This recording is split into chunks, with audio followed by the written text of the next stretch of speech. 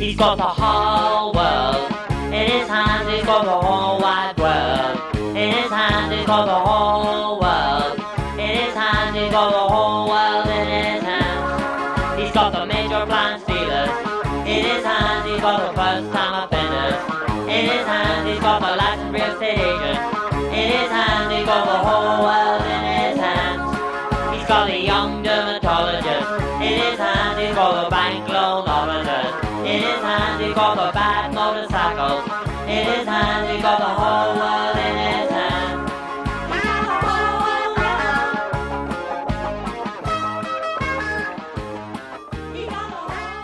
Good evening, colleagues around town, across the country, and around the globe, for that matter. If some of you are up at 6 in the morning or 3 in the morning or something like that. As usual, this is Public Affairs, Public Access. I'm your host, Paul Colby. I'm going to take you on a tour of what's going down all over the place, and especially here in these United States, because we are on the verge, dear friends, of a midterm election. And almost everything you see on the news these days has something to do with the direction the country is going to take in the next little while, or the direction some of the people would like to take it that will or will not be in charge of putting their foot on the accelerator, if you know what I mean. So, as usual, my staff has combed all kinds of resources to bring you things that you won't hear anywhere else, because we dig deeper than anybody digs. We have sources who refuse to be identified, and some sources who don't even know that they're sources, that provide us with the data behind the stories that you're hearing about the stories that you're hearing. Okay? As I said, the place to start tonight has got to be the midterm elections in these United States. And most of the people that I know and talk to think that this year it's a question of, will the Republicans hang on, or will the Democrats return to power, at least some power? Well, actually, there are those groups in the United States who are not Republican or Democrat who think they're going to be doing something to shift the way America approaches its problems and problem areas. I'm talking about a couple of, well, you might call them fringe groups, but one such is the white nationalist Renaissance movement. I think they qualify as kind of a political party. The text on where they're coming from and what they intend to do has been written by Mr. Redbug Fester. You may or may not know who that is, but he was once a popular dancer. I know that he was responsible for the Border Waltz when it was famous, and the Polka Honus, a dance that I never learned. Anyway, the white nationalist Renaissance movement claims to have signed up 50 million registered voters this year. Not all of them, it should be said, are bipeds. Some have 4 legs. In fact, it is said, it's been told to me quietly, discreetly, that most of those 50 million new voters are in fact 4-legged. In other words, they are, we would call them house pets. And they're likely to have a chance to vote simply because they're mailing in their ballots and nobody's going to know the difference. At least that's the line that you get from people who are inside the white nationalist Renaissance faction. They're not mainstream, but I'll tell you who's even further off of the mainstream, and that is a party that owes a lot to Mr. Daniel Storm, who he has a bestseller right now. You may have seen it, maybe not. It's called Worse Than Scientology. And just read the text here for a minute. It exposes the Trump-Pelosi plan. Now, isn't that strange to see these strange bedfellows? Strange, strange. Anyway, it involves Tesla's very secret shark repellent. It's supposed to be foolproof, and it involves people going on a diet of greenhouse gas and vodka. Doesn't sound appealing to me, but in any case, this book is just flying off the shelves over at the Church of the Locomotive bookstore. I went by there myself just to see what the excitement was about.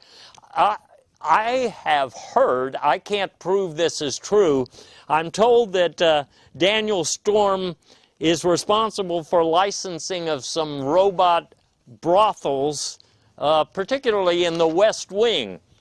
And I think that means a big house that we all know a lot about. Anyway, most people think this is about Republicans and Democrats. And what they think, first of all, is that the Republicans want very much to keep people from voting. I think that's obvious. All of the voter ID laws that we see springing up for the last few years, and it's really coming to fruition now, all of those voter ID laws are aimed at keeping people away from the voting booths. In Georgia, for example, we have what is called the exact match. If you haven't been following the news, about 50,000 voters are going to have their registrations frozen, pitched out, because of very small errors. For example, if you show up in Georgia to vote and you're wearing high heels, for example, then you're going to possibly be 6'1" instead of 6 foot, and you'll be pitched out. I got to tell you something. This is just bad news. And of course, it is said by the Secretary of State that people will still be able to vote at the polls if they can answer a bonus question about the shrimp test. I'm not sure what the shrimp test is. But, you know, the accusation from folks other than the Secretary of State of Georgia was that this freezing of 50,000 registrations was aimed at people of color. Well, the Secretary of State responded this week. He said, yes, it was about 75% people of color, but these people were colored green and orange primarily. I don't think I've seen that many of those people in my neighborhood, but I'm not in Georgia. In the District of Columbia, there's an ID law. You have to bring a photo ID, but you also have to bring one 35 years old. Why? I don't know. And of course, in Texas, you have to have, in addition to your picture ID, you have to have proof of flood insurance in some precincts. And you also have to, well, it's an either-or. You can have a recommendation from your high school football coach. Anyway, if people show up to vote that the Republicans could not keep off the rolls, they are doing other things. And the first one of those is they're moving precincts around. For example, we have a deserted precinct not too far away from me. You'd never recognize that this is where you were going to vote because they've been tearing the place down for the last 3 or 4 weeks. But sure enough, that's the precinct for most of the people who are my neighbors. Now, some of the precincts that are being hidden from you are actually mobile. This is precinct 406 here, pretty close to me. It was parked on the street near me the other day. God knows where it will be parked tomorrow because they keep moving it around, and you have to be in the know to find that voting precinct. And speaking of mobile, did you know that almost all late model cars come with a voting machine installed? Well, nobody told me until recently. My staff found out some people are voting in parking lots, the ones who got the letter of notification, because they moved to this particular parking area where there is a device that turns on the voting machine in your late model car, and then you get to vote. Now, if you don't know about that parking lot, sorry, you probably don't get to vote. Isn't that silly? Now, it's not just the voting precincts that are being played around with, it's the actual voting machines. Do you think this is, what, an air conditioner? Wrong. This is one of the new stylish herbivore voting machines. I tried one out lately, just like I tried out these new green and black compactor voting machines that are being used in a lot of counties these days. Small people would have trouble getting in. You actually have to get in them to cast your ballot, which is strange. There are some really hard to identify machines. I think that I saw this at the parade of the white nationalist Renaissance people's some kind of parade. I don't know what they were celebrating, but I wouldn't have known this was a voting machine I was looking at. There's even a Chinese model, and it reminds me of that old computer phrase, garbage in, garbage out, because it looks a whole lot like a disposal under my sink, but it's a voting machine. I'm not sure how they tabulate what's going on there, but there's supposed to be a way. Now, if the Republicans per se can't keep people off the rolls and can't keep them from finding the place where they're supposed to vote or the machine that they're supposed to use to vote, well, they have a big spokesman. His name is Donald J. Trump, who is out there preaching a new story. And that story is that there are angry left-wing mobs that are interfering with almost everything in America, which I suppose includes the election. I think he was inspired in this belief by Dr. Smughat Boofletter, whose new book is called, not surprisingly, it's talking about left-wing mobs trashing the trailer parks in your neighborhood. It's hard to find this book. I found it down at the Imaginary Rage bookstore, and I got what was one of the very last copies. So anyway, the president is not satisfied with just talking about the angry left-wing mobs. We've been hearing for the last 2 years about Russia's meddling in the last election cycle, but Donald told us just a few days ago that the real meddlers this year are the Chinese. And why? Those Chinese would like to see a different president. Well, let me tell you something, so would 65% of the people in this country, as far as I know. But we've just obtained, my skilled staff and I, a copy of the president's calendar, which shows that on a couple of dates here in this month of October, in the run-up to the midterm elections, that he's planning to bash the Chinese for their role in meddling this year. It's surprising how many bashing exercises he already has charted out, but we could only find data for this week and next week. We don't know what's coming after that, but I have an idea. Don't be surprised if you read in the paper soon. You'll notice this is dated October 21st, and don't tell me how I got that. Don't ask. Don't tell. At any rate, we're going to hear that Robert Mueller is actually a spy for the Chinese, trying to meddle and keep Donald Trump from ascending to the throne for a second time. That is really bad news, isn't it, folks who are watching? With the president so annoyed that there is a political process, I found it highly suspicious that there was a test of the presidential alert system recently. Most of you probably just got this ordinary-looking text message, you know, and it said, this is just a test. But in certain demographic regions, in certain up-for-grabs you know, areas of the country that are really going to be in contention here on Election Day, there was another test message. And if you got it, you know, you were probably a little bit surprised. Some people believe this. A lot of my friends who are pretty smart got similar messages, but they discounted them.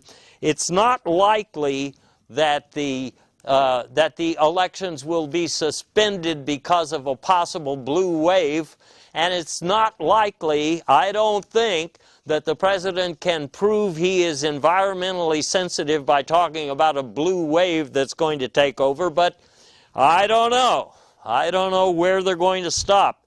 You know, that's the Republicans. Stop the vote, keep the status right there in its quo position. The Democrats are up to some stuff, but it's harder to figure out exactly. I did see this article recently that caught my eye. The DNC is apparently spending lots of money with Uber. Normally, you spend money with Uber if you're going to need a ride somewhere, and there have been allegations put forward that some people vote in one precinct and then they have to get to another precinct and another precinct. Maybe that would explain 23 million bucks going to Uber. I'm not sure what else. The Democrats really are not as creative as the Republicans on these, and so one thing that you can expect to see outside your precinct would be a buffet table, because I know the Democrats always think, well, if they can get to your stomach, you know, that's a way to get to your heart, or maybe it's the other way around. It's one of those circuitous routes, but you're going to eat and then vote, or maybe you're going to vote and then eat if you're a hot dog. Republicans do one thing, Democrats do another, but this year the real issue is dark money. Who's actually buying ads? Where? Like, here's an example. The tree surgeons for a nice America. Now, what could sound nicer than that? These guys must be, you know, princes. I mean, they must be the noble sort that wants to plant hope in the nation's cesspools. Did you know, and by the way, this is a 501c3PO organization. That's something new that I hadn't been aware of before today, but I'm certainly aware of it now, and I'm not sure exactly what side. Well, let me tell you something though. Tree Surgeons for a Nice America is not financing this movement of theirs on its own. Actually, the money comes from a guy whose name is Don Koo, Don Cheesemaster Koo, some call him, and his actual political arm is the Bible Belt, Bow Tie, and Suspender Support Group. That's where all the money for the Tree Surgeons for a Nice America comes from. Did you know that? No, because that's the way dark money works. But who is Dr. Koo? You may be asking yourself. Well, Dr. Koo wrote a pretty amazing book years ago, Assault Weapons and Hatha Yoga. Maybe that tells you something about his political leanings. And he wasn't always called the Cheese Master. In his first book, he is identified as Don Bug Eater. But Don Bug Eater Koo originally formed the Citizens for the Proliferation of Nuclear Arms, Legs, and Families. And so if you take a step back from this so-called movement to see who's behind the movement and to see what kind of business, well, this movement, for example, the Citizens for Proliferation actually changed its name years later to the Citizens for Humane Exhaust, and they support making a joke of the rule of law. Okay, so how deep are we now? We've gone from the front organization to the the headmaster back to the headmaster's past and his previous organization, and you know, and the name changed for that organization. The Citizens, by the way, the Citizens for Humane Exhaust are also sometimes confused with another similar sounding group, the Citizens for Human Exhaust. They advocate retro thinking, which is not a dynamic process. It's kind of a backwards process.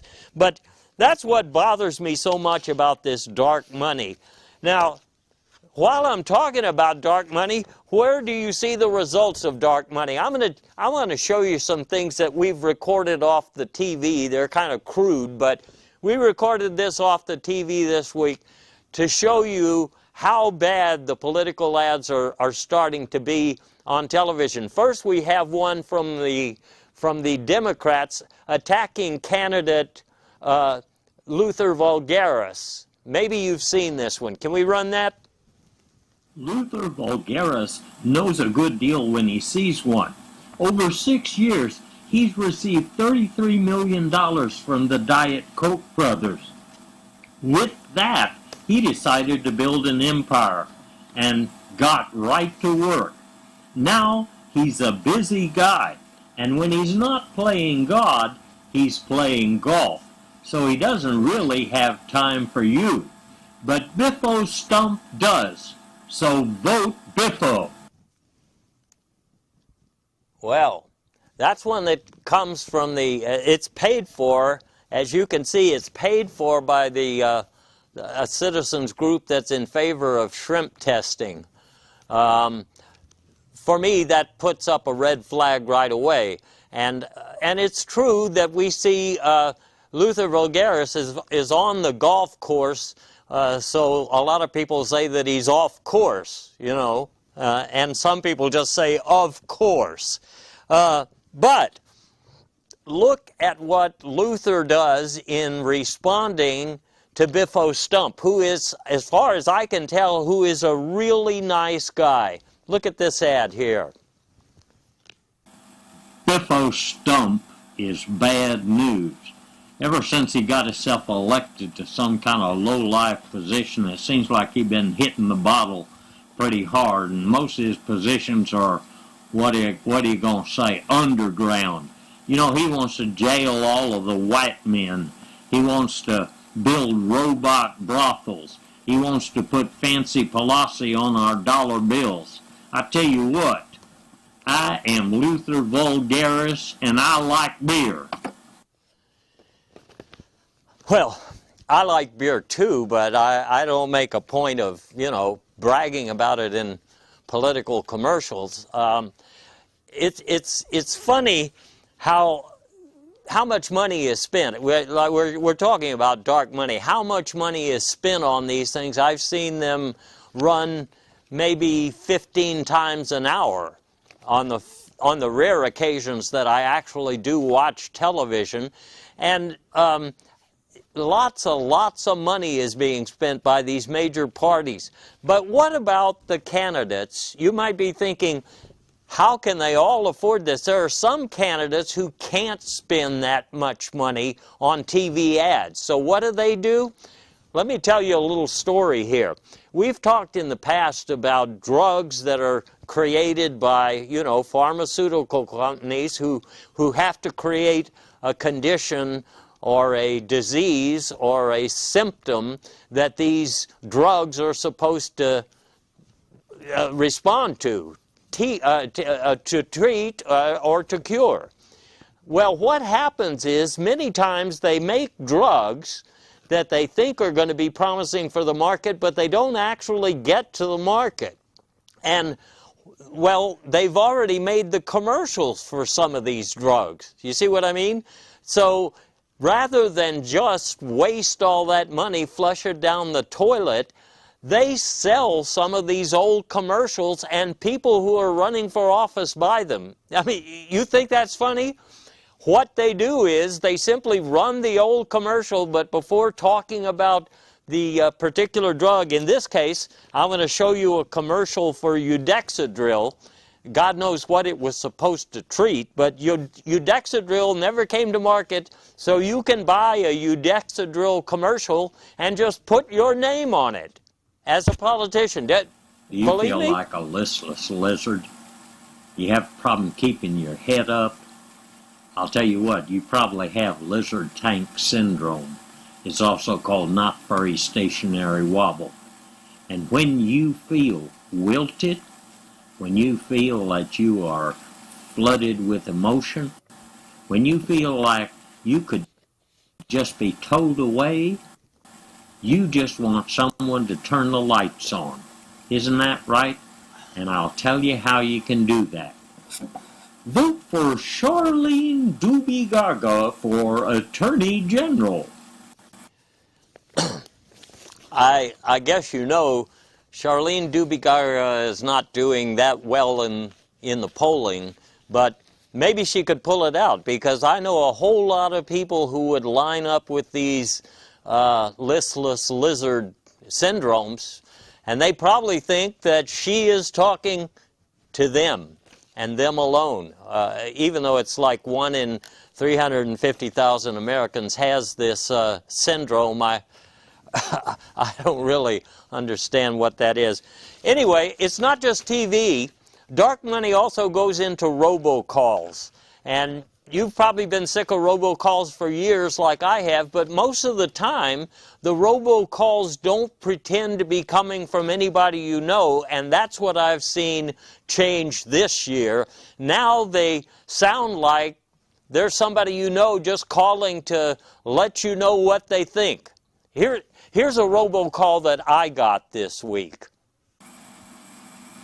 Say, old buddy, this is Chuck down at the food store. I was just calling to tell you I'm going to be voting for Rector Snatch this week on account of Charlene Doobie Gaga. She's a murderer and a rapist and a tax evader and a pacifist. And I can't prove any of that, of course, but who cares? It's a Trump era. So that's what I said, and I said it. Thanks. Well, that's what he said, and he said it, you know. Robocalls, dark money, sleazy politics. I've about had enough of it, but I'm sure I'll see more of it and hear more of it before we get to those midterm elections. Before I leave this whole terrible sounding subject of the midterms and how low people will stoop, I just want to talk about doxing, because that's something that was not a big deal last time around, and it's getting to be pretty normal. You know, when people they do research about you, they find out some personal data about you, and almost all the time the way they use this data is to just spray it all over the internet, so that your privacy is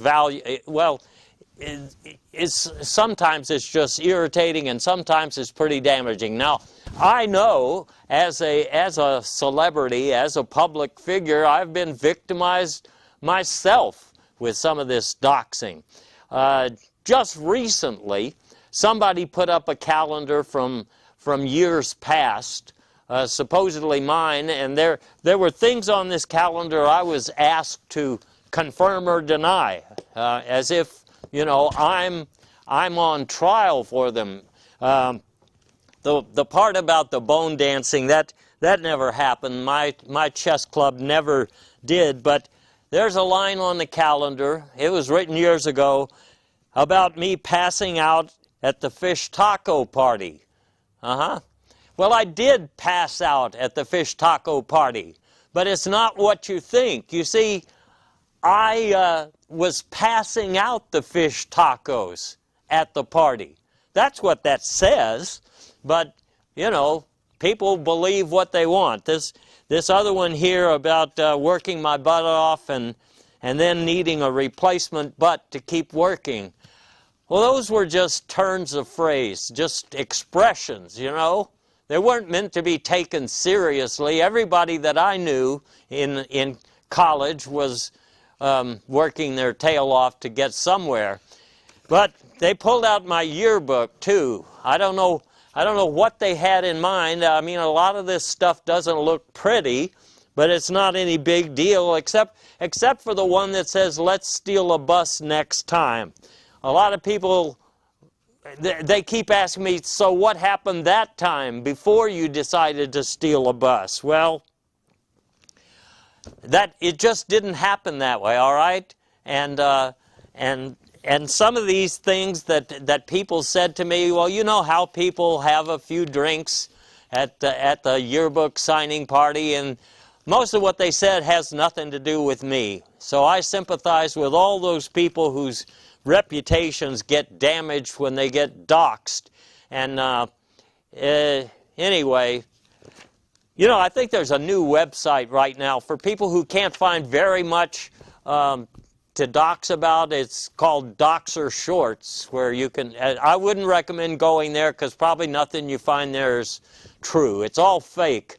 And speaking of fake, I want to talk for a minute here about a subject that really irritates me, and that's the labels you see on food now, food and other products. Now, you probably know the standard definitions, you know, sell by or used best by, you know, you see these things and you've probably looked up what they mean. But I've just started noticing things on certain products I buy all the time that don't sound familiar at all. For example, when I got some Dr. Benny's foot paint this last week, I just happened to notice on the package that it says that you sell by making false claims. Well, I've been using this on my feet. Well, actually, it's just the left one. I've been using it for a long time, so I'd like to know what the false claims are that are being made for this product, and I can't tell from this. I also, I got some, you know, Mr. Moose Lifter makes a great sock freshener. And they make great banquet shoes also, but it says on here that this is best if used by marsupials. Marsupials are kangaroos, I think. I don't want to use some kangaroo product. And then one of my favorites, chili. I used to eat tons of this stuff until I looked at the label and it says used by inserting in your fuel tank. For God's sake, I don't run my cars on chili. I don't know any of you who do either. Even Happy Raincoat makes a product that I'm now reluctant to use. I used to buy the shrimp tester all the time because it is trusted by doctors and homemakers. But then I found out you're supposed to torch it by a given date.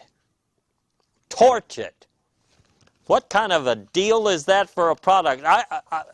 Having said that, I recommend that you spend a little time looking at the products you're buying and seeing what that little date stamp actually says before you just keep using the darn stuff. It's just that kind of bad year for truth and dignity and honest, you know, portrayal of products. You know, even the upcoming census is getting a bad name. Most of you know why. There's a question on there about citizenship. You know, it's number 2 on the census. How many people are living at this household? You know, and then you sign off 1 to 5 or 5 to 10 or more than 10. And then that follow-up question about how many of them are here legally. Well, I don't know what that's supposed to mean. I mean, if you have 15 people in your house, of course they're there legally. Why else would they be? I mean, or something else. Maybe there's something else. But that's not the only thing about this new census, that the proposed questions in this new sentence that I think are pretty irritating. For example, look at number 13. Who is your favorite recording artist? And if the choices are Kanye West and Taylor Swift, I think at least one of them, even if she writes sappy songs, at least seems to have the headset on straight. So to me, that sounds like, and one of them is not in love with Donald J. Trump, but that sounds like a political question to me. What are they going to do when people answer this? Are they going to try to keep the people who voted for Taylor Swift with their answer off of the voting rolls? Huh? Huh? Is that a question you can ask? Here's another one. Look at number 22. Who is your favorite Republican? I don't think I would limit that to Donald Trump and Abraham Lincoln. In fact, having both of those as an answer to a question, that is perplexing to me. That is very perplexing. Look at number 46. This is really irritating. How do you spell enchilada? Well, personally, I spell it with letters, like most people would. But I don't know what this question is supposed to mean when it says, I prefer not to. Huh? Huh? What about number 57? This is what really bugs me. The census fee is $125, so how do you want to pay? Well, in case you don't know, citizens and legals who are here who would be citizens, you don't have to pay for the census. You don't have to pay for it. It's something the government pays for goodness sake.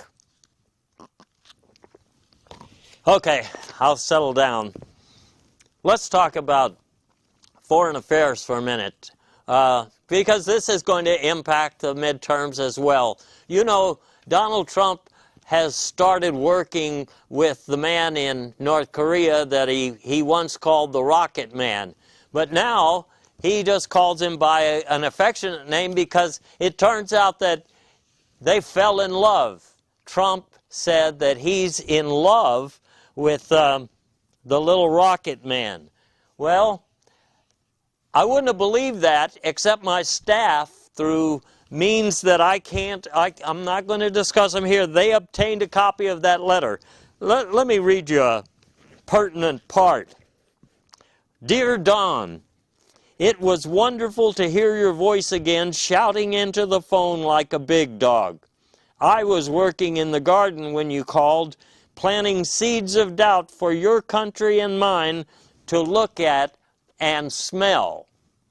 To look at and smell. Then he goes on. I'm afraid we can't stop making nookies yet. My people believe you can only do so when the groundhog sees his shadow. And unfortunately, we have a blind groundhog. We're trying to work something out.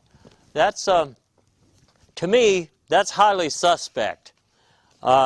Maybe that sounds normal to you, but I think this man has been eating too much chili. That's what Donald already sent him. In fact, if you just look at this, realistically, the only thing we've accomplished with North Korea so far is to exchange pictures of fingers on the nuclear button.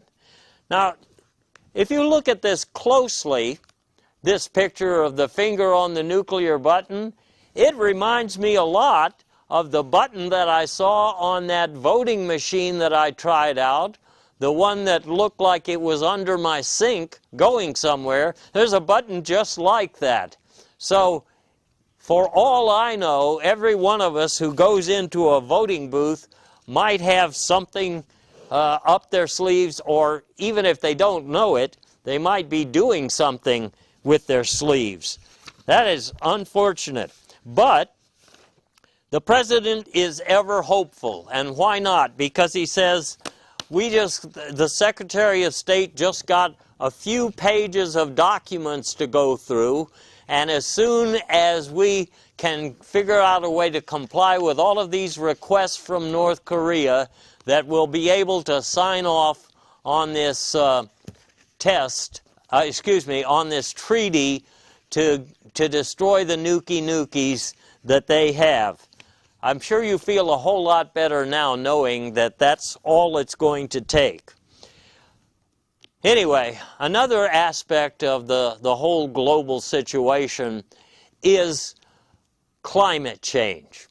And the UN Committee on Climate Change released its report this recent week or two ago, saying that we folks here living on planet Earth have about, a dozen years to get things straightened out, or we are done for. Well, that's pretty bad news if you ask me.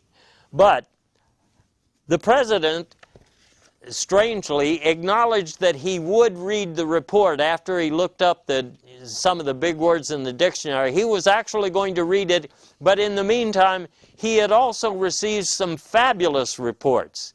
And one of these apparently came from, do you recognize these guys? The Tree Surgeons for a Nice America. They did a special report. It says right at the bottom there, you can see POTUS eyes only. This wasn't something that was actually going to be taken seriously, but it talks about fabulous opportunities created by the stupid climate change hoax. Now, the president has stopped calling it a hoax, at least for the time being, because he said, you know, I'm gonna read it. But there were some discussions with the cabinet about what they're going to do about it. So the first thing, he found out that we had a bunch of toxins and we had a bunch of bad things in the ground, bad things in the air. They were bad for human bodies, and you certainly shouldn't be breathing them. So he said, first of all, to his people in a staff meeting, he said, let's just get these things and put them on a rail car and drive them to the ends of the earth. Well, if you read Bob Woodward's book, you know that sometimes he says things like that, and the rest of the people who are working for him, or nominally supposed to be working for him, shake their heads when they realize that he doesn't quite get it. So the president was disabused of this notion, and he came up with another idea. He said, we have all of these noxious gases, and we have these darned things that are irritants, and why don't we just use some of these, there are all of these big storefronts and storage areas for these companies going out of business here as we go into trade wars with China, and I'll get to that in a minute. As we go into these trade wars and our businesses start to suffer, we'll have all of these big buildings, and we can just put all of the nasty stuff, all of these pollutants and harmful byproducts in storage. Well, once again, he was disabused of the wisdom of that policy too. But finally, you heard him say at the end of the week that he thinks maybe there is something going on in the environment, but he believes that it's probably going to reverse itself. It's going to reverse itself. So you might wonder where would he get an idea such as that? Well, I think there's a guy that we've talked about before, Reverend Koo, and he has a little brochure newsletter that he puts out periodically. This is a very recent one, and here the subject is the reversal of climate change, and he says right here at the top, God told me I might just reverse this climate change that you guys had nothing to do with. That you guys had nothing to do with it. The text of this is pretty strange. It says, here again, he must be quoting the creator of Earth and so forth. He's saying, the big guy was in a strange mood when we talked. He said it was because of something he ate, but I knew that wasn't true. Anyway, he started talking about NFL quarterbacks calling too many audibles. Get the damn play right the first time, he bellowed. This guy sounds like he's he's not entirely on the same page as the rest of us, if you know what I mean. And whichever God this was he was talking to, it doesn't sound like any of them that I was told about in school. Okay? Anyway, so like I said, as for this environmental crisis, well, it's got a lot to do with the trade war that is going on right now. Now we've just started having a trade war with a big trading partner, and so far they say that, well, that there's not very much damage. You know, Americans aren't feeling too much damage. Most Americans, that's probably true. Some Americans, however, are. For example, all of those farmers who produce soybeans. Well, I know that they're resourceful people. I really feel for them because, you know, that is a big chunk of the market that they're going to lose unless they can convince a whole lot more people all over the globe to eat tofu. And that includes some of the people here in the United States. They've got an uphill battle. Let's tell the truth. They're not going to get that many people to switch from steak down to what they call tofu sandwiches. But these resourceful people are trying to think of new ways to use their soybeans. I was in the store the other day, and the first time I have seen this, soy coats, just in time for winter. Now the thing about these coats is they only come in either white or gray. You would think they would by now have figured out a way to make these more colorful, but so far it's either white or gray, but they look just like the stylish coats that others are buying for the winter, and they're a little bit cheaper because we have a whole lot of soy that we have to use up. You see what I mean? A whole lot of soy. And that's not the only place they are working on. They are already creating a line of soy bras. Soy bras. That seems like the name of a Swedish massage song that I used to play on the tuba. But anyway, soy bras are very popular in some areas of the country, mostly the Midwest, but it'll be soon expanding to where you are. All right? Now, the most ambitious product, line of products, is houses built entirely of soy. As you can see, they still have some work to do here. This looks a little shabby. It doesn't look like everything lines up perfectly the way a new house would or does. But you have to remember that right now we have a crisis in housing for people who can't afford to buy big mansions. You know, there's plenty of those on the market right now, and some of the prices are actually going down, but they're not going down so far that the people buying their first home can afford them. So maybe soy is the future of the housing market. And if those people can get it straight, well, it might be a whole new ball game. Now, like we said before, the government and our titular leader, Donald Trump, have said, look, everything is going to be fine. A few things just have to shake out before this trade war really accomplishes what it's supposed to.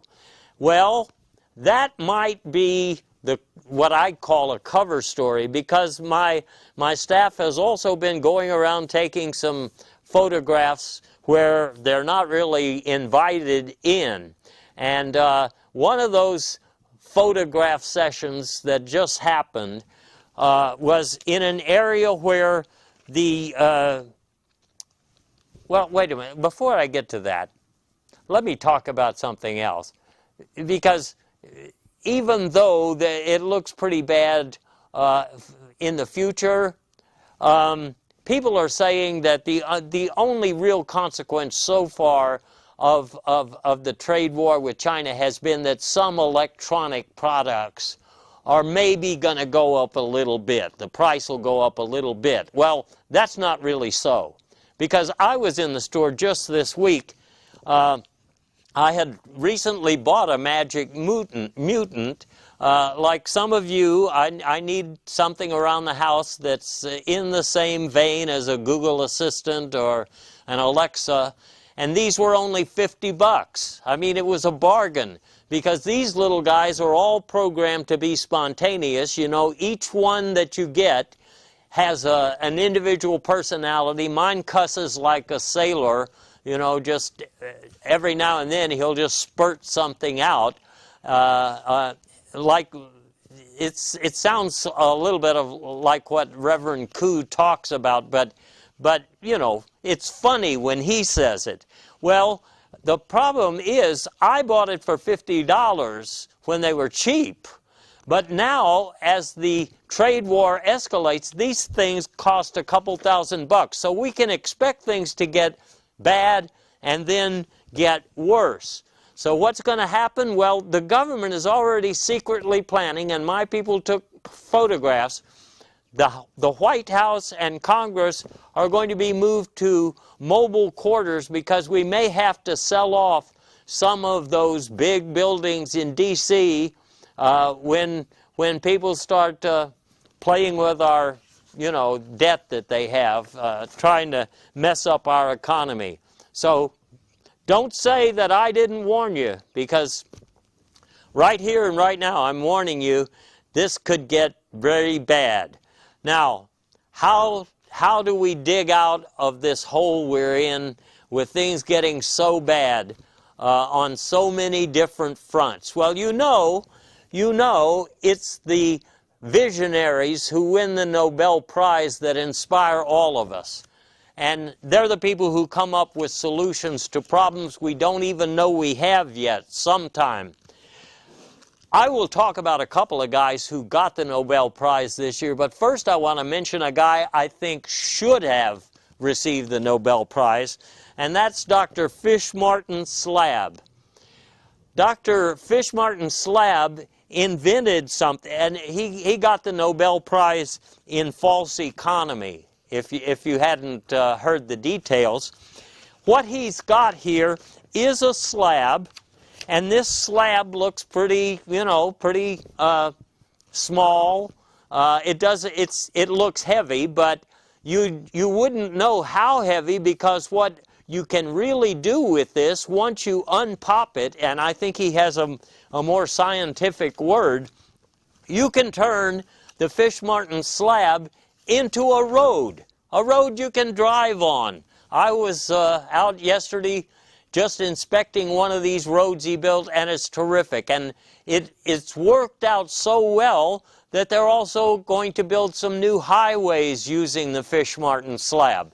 Now that is something, there is a problem, of course, that it's pretty expensive to get the slab to actually work right. So that's why we're looking at prototype roads and highways right now, but I think it's a hell of an invention, and somebody should have paid more attention to it. But let's look at a couple of the guys. Before I leave that, Fish-Martin Slab wrote a legendary book about footprints. It was called Footprints in the USA, and Volume 7, which came out this year, has a special section on carbon footprints. And I know the President, Donald Trump, bought a copy of this because he wanted to be able to learn how to recognize carbon footprints himself, you know, because he's reading so much about them right now. Nobel Prize in Lawn Furniture this year went to Dr. Pervane Winabongo. Pervane Winabongo, that is a heavy hitter. He has done plenty of things over the years to make our lives more fluid. For example, this year, from a single cell, he created not only a comb, but also a comb workover project. It's hair. That's what I'm saying, hair and a comb. excuse me, I hope that works for you like it worked for me. The other surprise winner of the Nobel Prize, Dr. Boogaloo Baby. Retrodynamics, that's that's what he did. Worked with a retro invention that looks like another thing that's under my sink. But this one works differently. And the way that it works is you plug this into any water source, for example, a lake near your home, something like that, and out comes a inflatable courthouse. Now, for all of the countries in the world that don't really have a sophisticated system of jurisprudence or even courthouses, they can use this new invention, this Nobel Prize-worthy invention, to at least have a simulacra of a courthouse in their town plazas. And I think that will be a boon to justice. I guess we're about finished with the good news and the bad news for this week, but let me leave you with one story, and that involved Trump's finances. The New York Time bomb had a story this week that indicated that Trump is actually net worthless. And as it says, in 1958, he was living in a Dodge before he got into the real estate business. And all of that campaign money that he's raising for the year 2020, the reason that he's so industrious about raising that money is that he's needing to pay off some Russian mobsters, and this was a surprise, some shoe salesmen. So, what do we do with this information? I don't know about you, but it's the midterms, and I'm going to go make my voice heard in one of those units that you lift the top off and step inside and cast a ballot using something that looks like a nuclear button that will introduce changes that may affect your life and mine, or the guy next door, or maybe the white nationalist renaissance that's just around the corner, according to some people. And that's all that I can get to tonight. Surely, if I had another hour, we could cover more about what's been going on and going down. But for right now, I'm just going to leave it. I'm going to tell you, it's up to you now, baby, because I've done all I can to bring you up to date with what's behind the curtain. Until next time.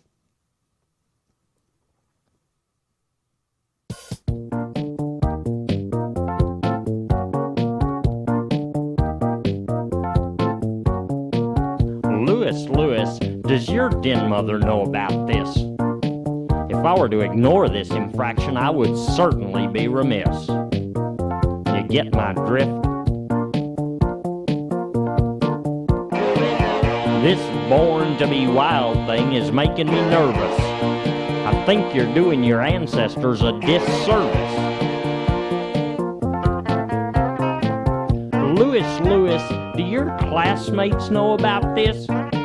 You're about 6 feet 5 inches from the abyss.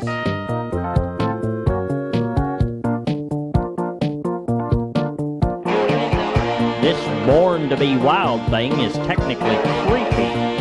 On second thought, it's just making me sleepy. Louis, does your parole officer know about this? And did you have an accomplice? Yeah, that figures. This born-to-be-wild thing is really passé. I'm getting a little tired of hearing your girlfriend say, "Where did our love go? Where did my shoes go? Where did my keys go? Where did my wallet go?"